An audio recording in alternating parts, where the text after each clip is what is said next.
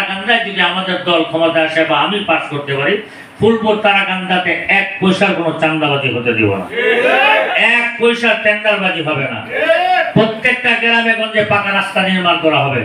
যদি এখনো কোনো ঘর বাড়িতে কারেন্ট না পৌঁছে থাকে, প্রত্যেকটা ঘরে ঘরে কারেন্ট পৌঁছানোর ব্যবস্থা হবে। এখন রাত 2টা 3টা 4টা 5টা পর্যন্ত দেখি দোকানে আড্ডা হয়, অনেক কিছু হয়। এই আড্ডাগুলো যেন বন্ধ হয়। সুন্দর সুন্দর সমাজ প্রতিষ্ঠার জন্য যা যা প্রয়োজন আপনাদেরকে সাথে নিয়ে এবং অন্যান্য যারা সমাজের মুরব্বী আছেন তাদেরকে সাথে নিয়ে যেভাবে সমাজের কাজ করলে সমাজের উন্নতি হবে, দেশ জাতির কল্যাণ হবে, সেভাবে দেশ এবং জাতির কল্যাণে কাজ করে দেবো ইনশাআল্লাহ। আর একটা কথা থাকবে, আপনাদের মাদক তো থাকবেই না, মাদকের তো প্রশ্নই আসে না। আমি গতকালকে তারাকান্দা ওসি সাহেবের সাথে সাক্ষাৎ করেছি। ওসি সাহেবকে 2টা কথা বলেছি, খেয়াল করে শোনো। ওসি সাহেব খুব খুশি হয়েছেন। ওসি সাহেবকে বলেছি আপনার নিয়োগ কি 24-এর আগে না পরে? উনি বলছেন 24-এর পরে। তাহলে তো আপনি আমাদেরই লোক, তাহলে তো আপনি আমাদেরই লোক। আমি আপনাকে বলি, মানুষের হায়াত মত এটা বলে আসে না কখনো। আজকে ভালো আছেন, কালকে আপনার মৃত্যু হতে পারে। দুনিয়া কামাই করতে গিয়ে, দুনিয়ার মহব্বত অন্তরে ঢুকায়, দুনিয়া কামাই করতে গিয়ে অন্যায়ের আশ্রয় নেবেন না, মানুষের উপর জুলুম করবেন না। আপনাদের হাতে পুরো থানার দায়িত্ব সরকারিভাবে দেওয়া আছে, এটা আল্লাহর পক্ষ থেকেও দেওয়া। আপনারা যদি সমাজে শান্তি প্রতিষ্ঠা করেন তাহলে সমাজ শান্তিতে থাকবে। আপনারা যদি অশান্তি সৃষ্টি করেন, আপনারা যদি জাসুসি লাগায় রাখেন, আপনারা যদি ফেতনা ফাসাদ লাগায় রাখেন, একজনকে আরেকজনের পিছনে লাগান, তাহলে সমাজে ফেতনা ফাসাদ বাড়বে। আপনারা সুন্দরভাবে চালান। আপনাদের উপর থেকে যে হুকুম আসে, সেই হুকুম যদি 2 নাম্বারই হয় আমাদেরকে জানাবেন, সেই হুকুম আমরা রদ করবো, উদ্যোগ করাবো। আপনাদেরকে অন্যায় কাজের হুকুম কেউ করতে পারবে না। আর যারা মাঠে ময়দানে এখন নির্বাচনে কাজে নামছে, বড় দল থাকতে পারে, ছোট দল থাকতে পারে, আপনাদের দৃষ্টিতে, আমি মনে করি আমার দৃষ্টিতে বাংলাদেশে অন্য জেলার ডিস্ট্রিক্টের কথা আমি বলি না, ময়মনসিংহের ফুলপুর তারাকান্দা আমার চেয়ে বড় দল আর কোনো দল নাই। আপনারা বিএনপির লোক বলেন, ওইগুলো আমাদের লোক। বিএনপির নেতা কর্মী করেন, ওইগুলো আমাদের নেতা কর্মী। আজ থেকে আর 2 মাস অপেক্ষা করেন, দেখেন কোন অবস্থায় আমরা যাই ইনশাআল্লাহ।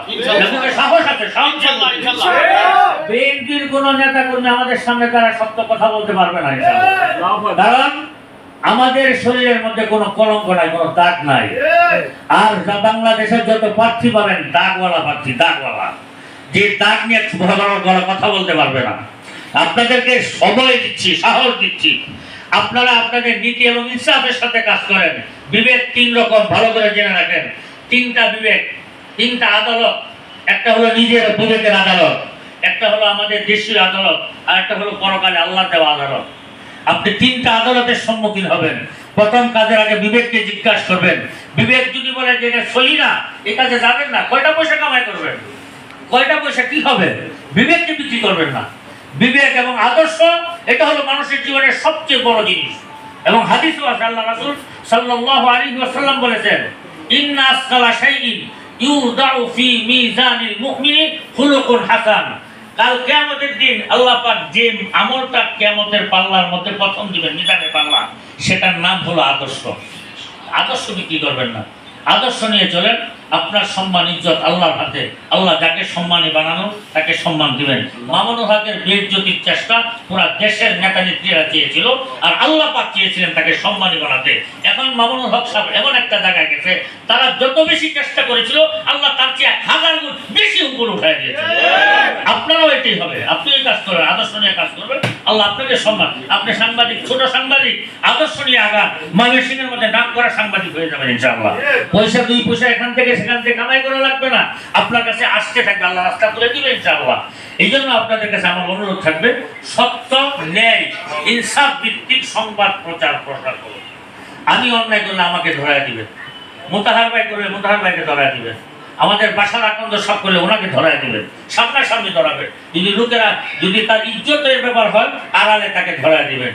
আর যদি সামনাসামনি বললে, জনগণের সামনে বলে উপকার হয়, জনগণের সামনে বলবে, আমাকে না, সবাইকে, সব নেতা কর্মীদেরকে বলবেন, সবাইকে সংশোধন করবেন।